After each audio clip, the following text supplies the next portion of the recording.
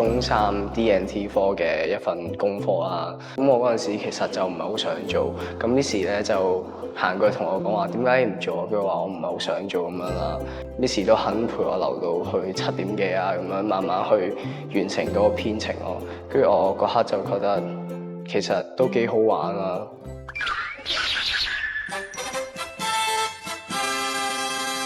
製作咗個彈珠機之後咧，其實佢係開始越嚟越對於做手作係更加有呢個熱誠啊！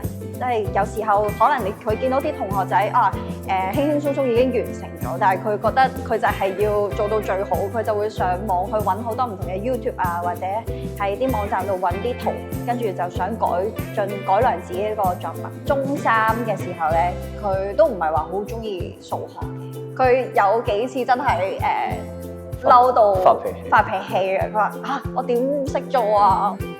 發完脾氣走咗之後，其實佢可能夜晚佢又翻咗屋企去做數學。咁我其實都幾驚訝嘅，就係我估唔到翻咗屋企之後，佢都依然繼續努力去做呢一樣嘢。係由可能30幾分去到80分呢個成績，係真係令我覺得好驚訝。我估唔到佢係咁有恆心、咁有毅力去做呢一樣嘢。